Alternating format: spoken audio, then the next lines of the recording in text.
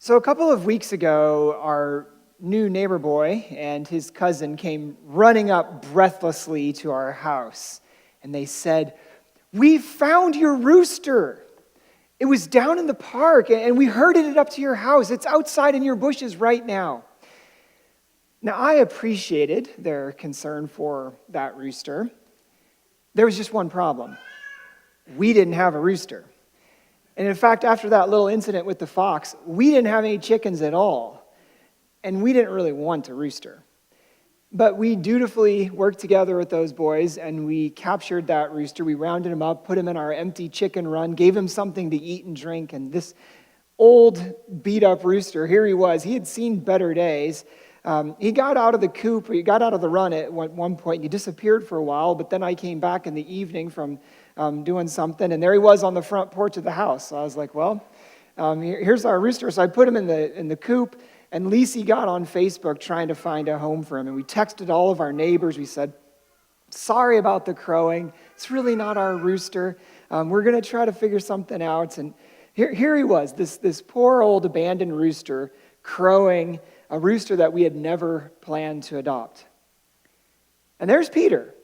In that passage that we read from Mark, the chief of the apostle who heard a rooster crowing in the early morning. And our rooster had been abandoned by folks. And when Peter's rooster crows, it is a reminder to Peter of the Lord's prediction that he would abandon Jesus in the hour of persecution. And Jesus had told him, you're going to all fall away. But Peter could not believe that. Peter could not imagine himself falling away. He said, even if all the others do, I will not. But he will. Jesus said, before the rooster crows twice, you will disown me 3 times. Apostasy times 3, rooster times 2. But Peter's story is not Judas's story. Peter's story doesn't end disowning Jesus. Peter's story is a different kind of story. And one of the things that Peter's story reminds us is that Jesus transforms our failures. Now, in these last couple of weeks, we've been talking about transformation. What happens when Jesus shows up in someone's life? What does that look like? And what we see every time is transformation. And I like talking about these stories because I think we're all in need of that sort of encounter. I think all of us need Jesus to show up in our lives and turn things around and transform us and change us from the inside out. At least I do. And Peter's story is unique because we get the long view of Peter's story in the Gospels. I mean, there are so many points along the way when Jesus was active in Peter's life. There isn't any one story of transformation in Peter's life. I mean, remember Peter. He's an apostle. He's a disciple of Jesus. Peter met Jesus, and he left his nets, and he followed him. And Peter experienced the power of his faith and the smallness of his faith when he walked out on the water to follow Jesus. And Peter saw Jesus transfigured on the Mount of Transfiguration, the Mount Tabor. He saw the fullness of Jesus' glory. Peter heard Jesus' question, who do you say that I am? And he answered correctly, you are the Christ, the Son of the living God. And Jesus told him, I'm going to build my church on you, Peter. Peter had seen Jesus heal. Peter had witnessed Jesus raise people from the dead. Peter had broken bread with Jesus in that upper room. Peter had heard Jesus say, this is my body broken for you. Do this remembrance of me. Peter had spent 3 years walking around Judea with his friend and teacher. And that kind of thing impacts you. It shapes how you see the world. It changes you. That was Peter's story of transformation. There were these moments along the way where he had this view of the world that was turned upside down, but it was really this years-long epiphany of realizing who Jesus is and what Jesus meant for the world and what Jesus meant for Peter's own life. Peter's life had been one long story of transformation. And then there he is, Peter with the other disciples, standing in the garden. The soldiers come with the torches. And Peter's got a sword, and he knows how to use it, at least a little bit, because he cuts off the ear of one of the high priest's slaves. And there was this commotion and this healing. And Jesus tells him, put that sword away. And then the disciples scatter. Except Peter, sort of. In Mark 14:54, if you're following along here in this passage, it says, Peter followed him at a distance, right into the courtyard of the high priest. So Peter follows. The other disciples, they scatter, but Peter at least is trying to stay close. That's the scene. And then we find ourselves in verse 66 in our passage. Peter's in the high priest's courtyard, right? It's night. It's cold. And he knows that they are interrogating Jesus inside the high priest's palace. Maybe it's possible for Peter to occasionally catch a glimpse of some of all of what's going on, because there must be some window that every once in a while you can see Jesus and others passing back and forth inside that window. The Gospel of Luke tells us that there is a moment when Peter looks up after he betrays Jesus for the third time, and Jesus' eyes lock with Peter's. And Peter, that is what sends Peter weeping out into the night. But here's Peter in that courtyard, and he's kind of warming up in front of the fire. He's unsure of what to do. No doubt Jesus' predictions that he would be handed over to the chief priest, that he'd be tortured and killed, are ringing in Peter's ears. Now what? And he doesn't know, right? But he knows that it's cold, so he warms himself by a fire. And then one of the servant girls of the high priest says, "You were also with that Nazarene, Jesus." Verse 68. But he denied it. "I don't know or understand what you're talking about," he said. And he moves on, right? He goes over into the entryway. And he must kind of try to get away from that servant girl or something like that. But then verse 69, she seems to find him again. When the servant girl saw him there, she said again to those standing around, "This fellow is one of them." Verse 70, again, he denied it. Right? Again, he denies it. And then a little while later, verse 70, "Surely you are one of them." And verse 71, the culmination, he began to call down curses on himself, and he swore to them, "I don't know this man that you're talking about." Now, the NIV softens this a little bit, says that he calls down curses on himself. It's more likely that what he does is deny Jesus and curse Jesus, if you can imagine that. He claims he doesn't know him. He goes even farther, and he swears and curses Jesus' name. Verse 72, immediately the rooster crowed the second time, and Peter remembered Jesus' words. And he breaks down and he weeps. And I think this is a really powerful story. I read this. I read this story. Peter breaks down and weeps, and I read this story, and I can feel myself, I could feel like crying too, because it's all too human. I can imagine myself in Peter's shoes, unsure of what to do, afraid, unsure of what was expected of me. I mean, he had acted decisively in the garden, right? He fought back with a sword. He was ready to die to save Jesus. He knew what the odds were. They had come out with trained soldiers. All he had was a sword. But Peter wasn't going to just take this lying down. He was going to go down with a fight.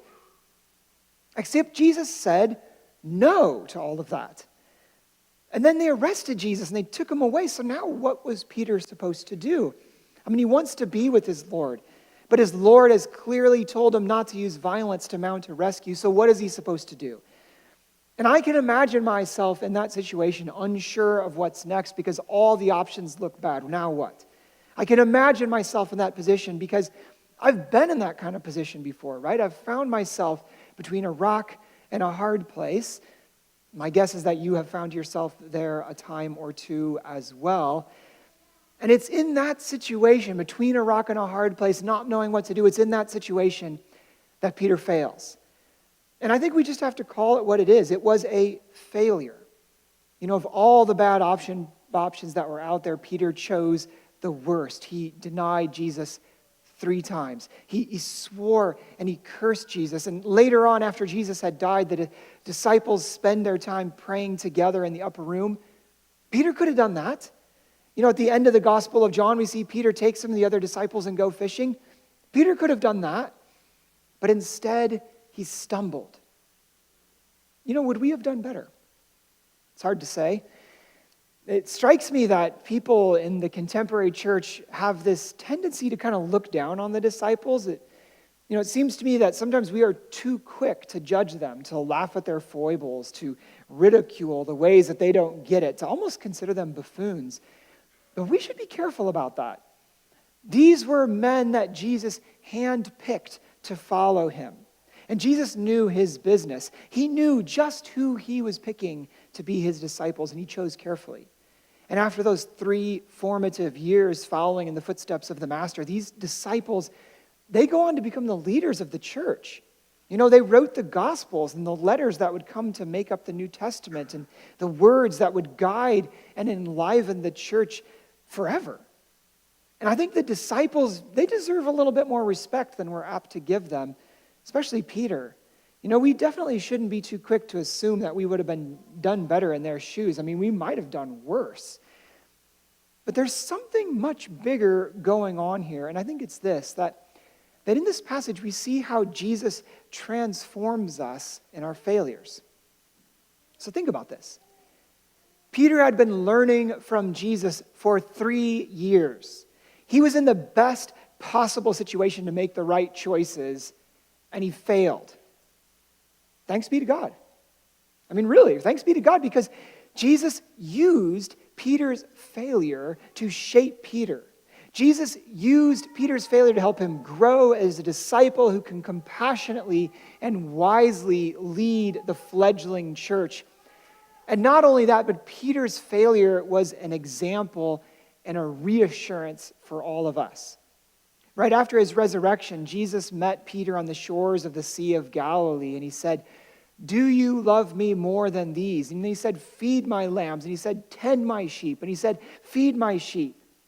Gone was any idea that the chief of the apostles would always be going onward and upward. Gone was any idea that, like James and John had put forward earlier, somehow Jesus would allow one to sit at his right and one at his left. They just would rule. Peter had been humbled. And it was at that moment of humility when he had abandoned Jesus that he realized Jesus hadn't abandoned him. And in fact, Jesus had predicted it. And without any kind of judgment on Peter or the other disciples whatsoever, and that was perhaps so that Peter could understand that failure did not disqualify him as a disciple, Jesus had not judged them at all, but in fact sawn through a way to incorporate that failure into discipleship. Failure is the raw material of the Christ-forged soul. And you see, the way of Jesus, listen to this, the way of Jesus is not a way of success. To follow Jesus is not to have all the right answers. It is not to make all the right choices. It is not to have perfect knowledge of the perfect path, and oh, how I wish it were. But faith in Jesus is really an approach to life. It's not a set of answers. I think faith in Jesus is a way of thinking about the world. And part of what that means is we shouldn't expect to avoid failure. Peter didn't. The reality is that success or making savvy decisions is not always the same thing as faithful discipleship. In fact, a person can be very successful in some aspects of their life and fail in what matters most. I mean, you see this all the time, right? It's the lifestyles of the rich and famous, and I don't know anything about their lives, not a thing, just what I see on the magazines on my way through the checkout line. But, the lifestyles of the rich and famous, people who seem to have so much going for them, right? They're beautiful people who associate with other beautiful people and have money and fame. They've got it all, supposedly, and then they still make terrible decisions and go down the wrong path. And on the other side of this, doing the right thing and following Jesus will not always point towards the outward signs of success. Doing the right thing can sometimes even feel like doing the wrong thing. It can seem like failing. Ever been there? Man, I have. And what I want to help us see in this passage, what I think that we see in Peter's story, is that success and failure are not categories that define or limit our growth as Jesus' disciples. We should expect to experience some of both. And most of us don't mind success, but it's often our failures that will have the biggest impact in shaping us as disciples. It's often in our failures that God will be most at work, because it's in the moments of failure that we experience humility and recognize our own limits and experience our own need for transformation and salvation. C.S. Lewis wrote in Mere Christianity, "Imagine yourself living as a living house. God has come in to rebuild that house. At first, perhaps you can understand what he is doing. He is getting the drains right and stopping the leaks in the roof and so on. You knew that those jobs needed doing, and so you're not surprised. But presently, he starts knocking the house about in a way that hurts abominably and does not seem to make any sense. What on earth is he up to? The explanation is that he is building quite a different house from the one you thought of, throwing out a new wing here, putting on an extra floor there, running up towers, making courtyards. You thought you were being made into a decent little cottage, but he is building a palace. He intends to come and live in it himself. I think this is so often what Jesus is doing in our lives. Our failures are moments when God can reroute things, rework things, create something entirely new. That wall that gets caved in, it becomes the opportunity for God to rebuild the house in a new and transformed way. Now, that Jesus should transform us in our failures should come as no surprise to us. After all, it was Jesus who said that if we want to save our life, we have to lose it. If we want to be the greatest, we must become the least. He said, what good is it to gain the whole world but lose your whole soul?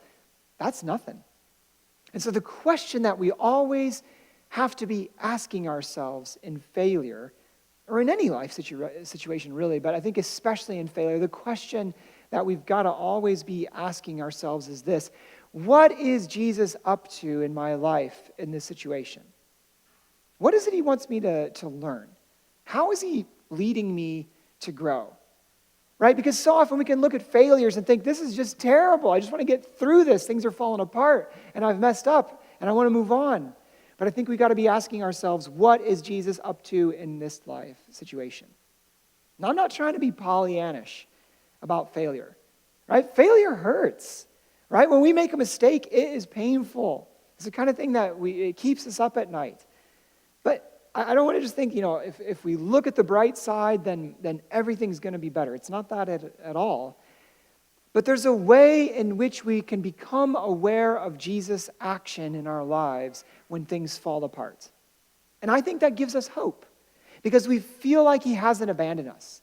We realize that he is right there with us, transforming our lives through whatever hardship we're experiencing, even ones that we bring on ourselves. Now, all of this is not the same thing as to say that Jesus orchestrated our failure. It doesn't mean that Jesus has preordained something terrible to happen in our lives or for us to make a terrible decision. But I think what it does mean is that in that moment when we realize that things are falling apart and falling apart terribly, that our life has taken a little jag that we were not expecting, I think it's in that moment that we have to ask the question, all right, Jesus, where are you in all of this? What's up? What are you doing?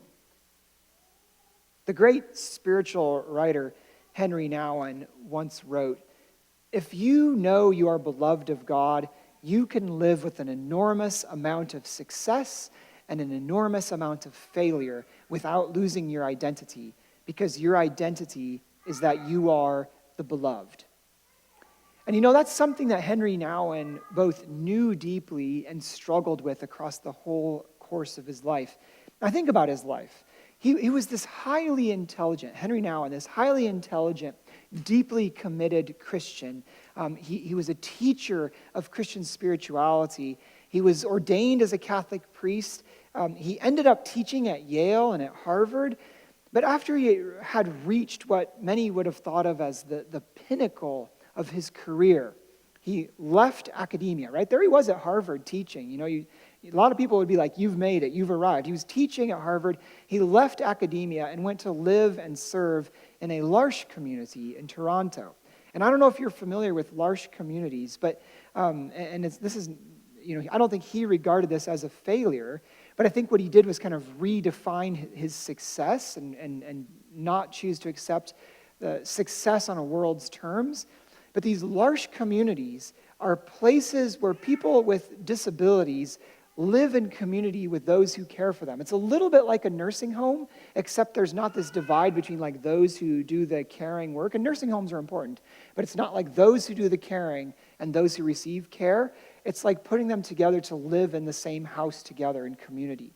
And Henry Nouwen decided to do that. He went on to a L'Arche community and really rethought what success meant. He had this individual that he was assigned to care for, and he realized that day in and day out, this individual, he wasn't going to improve. He wasn't going to go on to achieve great things as the world defines them. It was all about being in community with him day in and day out. That was Henry Nouwen's story. Now, I don't want this to sound like a graduation quote. I mean, I know we're in that time of year, but I don't want this to sound like a graduation quote, like one of those inspiration posters. But listen, God loves you for who you are and for who you are becoming, not for your accomplishments. And what this means is that God loves you through failure. And what this means is that God can use failure, your failures, to transform your walk with Jesus. Now keep in mind that just like Peter, we will never reach a point where failure is beyond us. This is sort of the scary reality of Christian discipleship. We never move beyond sin. We never move beyond failure. Peter was the chief of the disciples. You could say he was at the pinnacle of his faith, and he failed. But we also see in Peter's story that we never reach a point where Jesus' transformative grace is beyond us. You can never fail beyond where God's grace can reach you. And all of this makes me think that maybe the rooster crow, you know that rooster crow that Peter heard? Maybe the rooster crow's a little bit like Noah's rainbow. Whenever we see a rainbow, and Carl mentioned this, whenever we see a rainbow, we're reminded of God's promise. Maybe whenever we hear a rooster crow, we should be reminded that following Jesus includes God's grace through failure. It's rooster times two. Once for Peter, once for us. And this is partly why sometimes you'll see churches, right? You'll have that tall steeple. Sometimes churches will actually have a rooster up on top of their steeple, like a little rooster weather vane. It's a reminder of Peter's failure. And it's a reminder of all of our need for repentance and grace and forgiveness. Maybe the rooster's crowing for you. Now, our family's rooster story had a happy ending. Lisi got on Facebook. She was trying to find a home for that rooster. And then some folks in the country came after church, picked up the rooster, took him and gave him a new home. And they posted videos on Facebook of that old rooster with his new flock filling the air with his happy, mighty crows. Thanks be to God. Amen.